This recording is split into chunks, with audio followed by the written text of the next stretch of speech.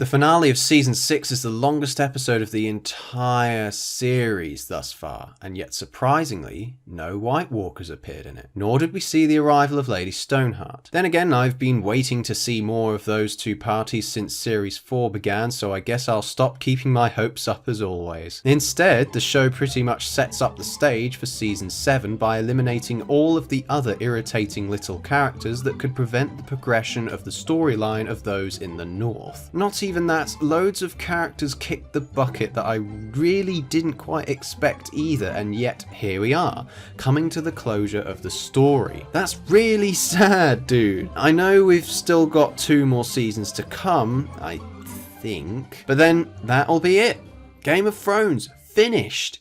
Insanity. Anyway, let's explore the final episode of Series 6 and give it the anal examination it deserves. Are you sitting comfortably? Then we'll begin.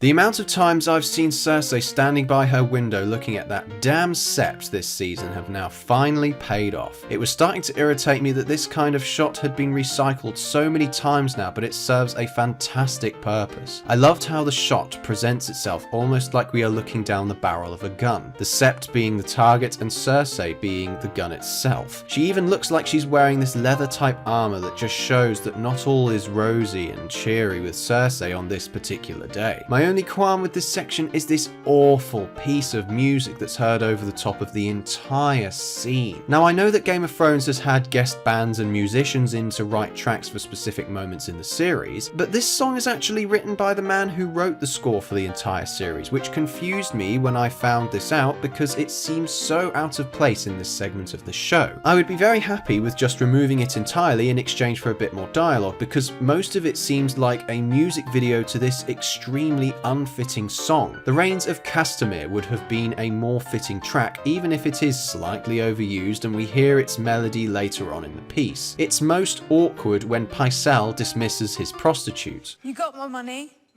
Later. Go away. Wait, what the fuck? Why is the music carrying on? We're going from this dreaded feeling of imminent downfall, then this comedic moment, and then back to dread again? I thought the showrunners wanted me to be taking this seriously, but even after that, it goes on and on and on. Pycelle's death was somewhat ruined by this, but I'm glad it didn't cut away as quickly as I thought it would. None of the grisly details are left out as he chokes on his own blood lying on the floor. The organs that begin playing feel a lot more appropriate to hear as the born-again Christian slowly bleeds out under the sept. But then suddenly the piano's back again! The organ did a brilliant job at fusing the religious with the dramatic, and then it just stops. I know I'm running on about the music a lot this week, but this is what is supposed to be driving the drama of this section of the episode, and it does a really shitty job at it for the most part. I hate how repetitive it is, and it just feels so awkward and confused compared to what's going on in these scenes that it just spoils this would have been fantastic segment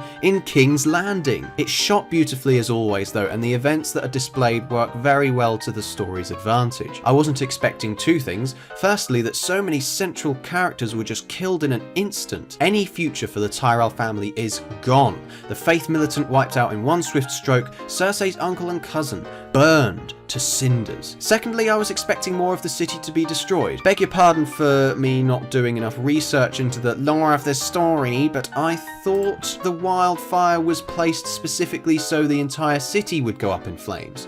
Never mind. That fiery masterpiece of an explosion gave this enough kick to reinforce the idea into our heads just as well that Cersei is now as awful as the Mad King. Anybody who's been following these reviews will know I have a very soft spot for Septa Unella, and her supposedly final scene was just sheer quality. I'd like to know how Cersei was able to acquire her from the sept following the explosion, or maybe she's just been there longer than we think. The slow pace of this scene makes it that much more painful to watch Unella being tortured for what we can assume will be an eternity of pain. I really liked the very small amount of face we saw from Robert Strong as he took off his helmet and approached, adding to the uncertainty of what on earth he will do to her. Rape? torture, brutality. This man has committed all of them, and now he's channeling this fear into this one woman. To add the cherry to the top of the cake, we have Cersei repeating the lines of the chant at the end of series 5, literally adding insult to injury. Ooh, genius! Her final moment of sitting on the chair was absolutely fantastic as well. The reign of the tyrant begins, so to speak, and Jaime can see this clear as crystal. The section with the phrase opens fantastically with Frey coming over to Jaime with this line. Can't go killing my son by law, wouldn't be right. Calling back to that time when Robb Stark was betrothed to one of Walder's relatives a few years ago, who, as we know, was killed under the Frey's roof. The conversation between Jaime and Walder is very well written, examining the notion that honour and strength don't mean jack shit as long as you win. Later on, we have more beautiful dialogue from Frey, Trimming that cunt hairs? and then Arya comes along with pie made of his children before she cuts his throat. This was one of my favourite moments of this episode, purely because I wasn't expecting another appearance from her this season. It's a shame we couldn't see more of Walder's evil doings in the show between now and the end of season 3, but this death was so appropriate for him I nearly clapped my hands at the genius of it. Except that would look almighty stupid and would lead to much embarrassment if somebody saw me doing so. Samwell and Gilly then arrive at Old Town, so that was where they ran off to? What was the point in them running away then? She gets rejected from entering the Citadel, now where the fuck is she gonna go? Was there any point in him and Gilly escaping from the Tarly house, despite I doubt her life would be as awful as it is to be a homeless refugee with a fucking child? Sam then has an awkward conversation with the receptionist that just reminds me that I really don't like or care for Sam anymore. The sooner he gets killed off, the better. Fortunately, the visuals of this segment were very cool. It's very pleasing on the eye seeing the spire and that gorgeous library section. I can't tell if this first room of the Citadel is as large as it seems. Are we in a real location or set here? If you know, comment below. We then come to possibly my favourite scene of the episode. It's a very insignificant one in the grand scheme of things, but Liam Cunningham's vengeance came like a bull charging into the room. His performance was just excellent in this scene. This is what I wanted after this little moment last week and more. The confrontation was excellent and the emotions that came after pulled on my heartstrings. Davos has been waiting for an excuse like this since he laid eyes on her, and it's presented to him now, but he cries in shock, disbelief and dread as he knows the power she possesses that could help stop the Night King and his army of the dead. Winter is here.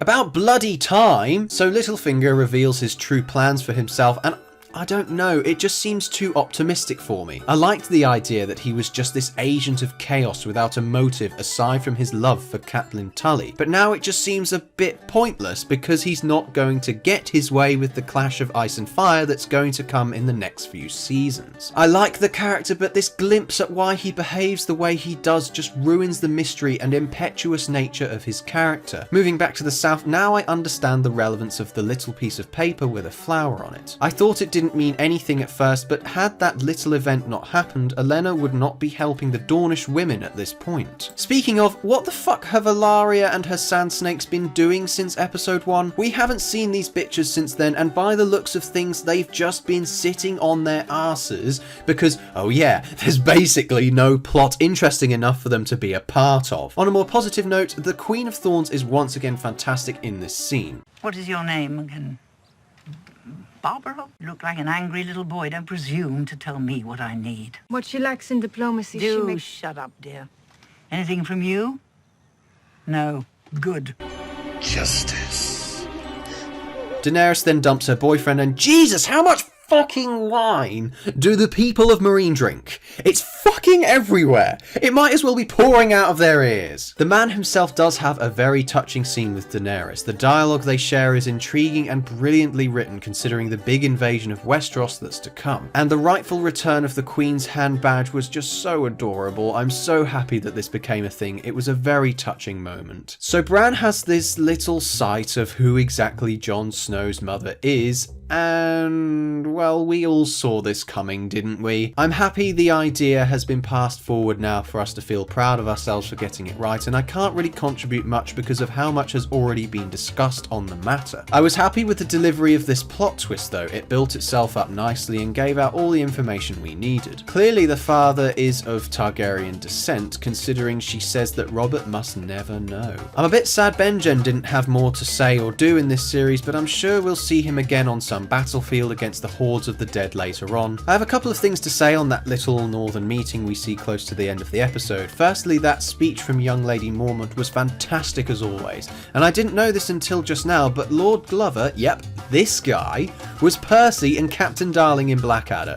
Never would have thought. He was in the Christmas Sherlock episode as well. This guy just keeps popping up all over the place, and I think it's great an actor with a reputation for being in one of those great British comedies is now trying out for some harder acting in some of the finest TV we have on offer at the moment. This scene establishes the completion of Jon's rebirth in terms of narrative as opposed to his literal rebirth at the beginning of the series. The very final moments of the episode are unfortunately spoiled by something that I wish the show had a bit more time to clarify. You'd think, with this being the longest episode of the Game of Thrones ever, that they would have been able to explain how much time is passing or has passed in certain plot lines. For example, I don't know how long it takes to get a ship from Braavos to Westeros and then somehow move all the way to the Riverlands, enter the twins and kill Walder Frey, but it happened in the space of 2 episodes according to the show, which really isn't a very long period of time. The second example I'm giving is in this final section with Daenerys, which is even worse because of this lack of clarity. Yes, it's all very pretty and wonderful that she's finally going back to Westeros to reclaim the throne, but the most baffling thing is that Varys is here on the fleet. Why would he travel all the way back to Westeros to say 2 words and presumably explain everything else that's going to happen to Sand Ladies and Old Thorny Woman, and then travel all the way back again? That would take so long. I know this because every chapter of Martin's books that involve being on any kind of boat takes forever to get to a location, so how on earth did he do it? And how much time has passed? More importantly, why would he even bother coming back? Just send a raven or a dove or something that doesn't involve wasting your time when you could be laying out plans over in Dawn. Fuck, I thought this character was supposed to be smart. So, did it suck? I don't think this episode deserves a 10 out of 10, unlike thousands of other people apparently seem to think, but it's pretty good.